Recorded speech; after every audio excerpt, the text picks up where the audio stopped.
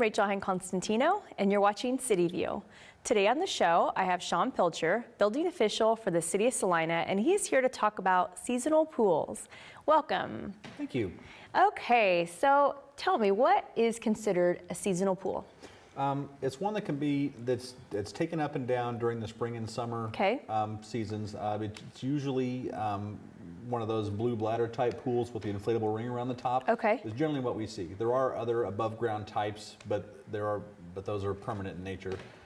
So we're talking about the seasonal ones today. Okay, and I imagine with Kenwood Cove being closed this summer, that seasonal pools are going to be flying off the shelves. Yep. We've already had quite a number of those permits come through our office. I'm sure there's a lot of them going up around town. Okay, so if someone needs to apply for a permit, walk me through the steps. Okay. First of all, and most preferably, we want you to use our web portal. It's salina.onlama.com. Okay. There you can apply for any number of types of permits, but also pool permits. You can also find that website, and it'll link to this at the Salina website, salina.ks.gov. Or you can come into our office at 300 West Ash, room 205, and the people there will be happy to help you out. Okay, so once someone has applied for a permit, what happens next? Well, there's three things that we'll need whenever you apply for your permit. If you rent your home, you'll need written permission from your landlord to be able to put that in there, and we'll need to get a copy of that, his written notification, or his or her written notification. And then after that, there's a short application. It's a one-page thing that you'll fill out, just giving property address or property information, things like that. And then we'll need a site plan. Okay. The site plan is a little bit more entailed.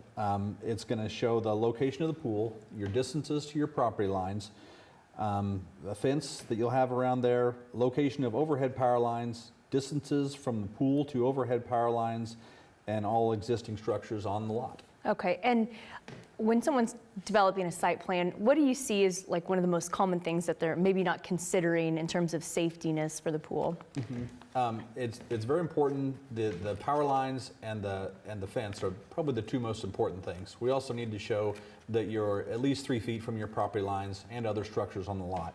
But the power lines is what trips people up sometimes, because backyards can be kind of small in some instances, and if your power line cuts right through the middle of your yard, you're pretty limited on space on where you can have your pool. Right. So it can be a tight fit, but it does work in most instances.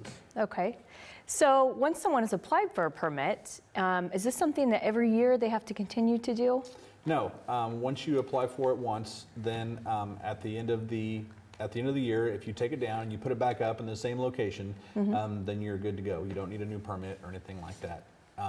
When you do apply for it initially, there is a $55 permit fee, but that's a one-time deal, provided you don't move or you keep your pool in the same location. And that's really a small price to pay to ensure that your pool is properly placed and for the safety of your friends and family, I believe. So. Yeah, exactly. There's a couple other things that go into it. We also are concerned about the enclosure that goes around the pool.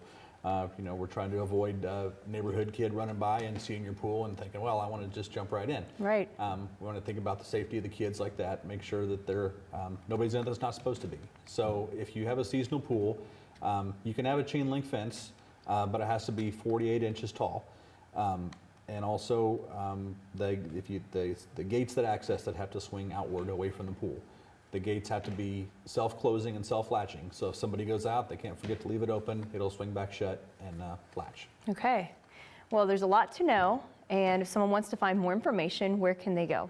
Well, they can call our office, 785-309-5715.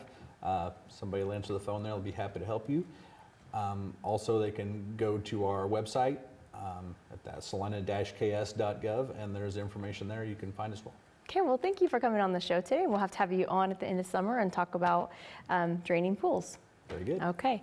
I'm Rachel Hinde-Constantino, and you're watching City View. Catch up with us next week, and be sure to subscribe to the City of Salina's YouTube channel, where you can check out more of our videos.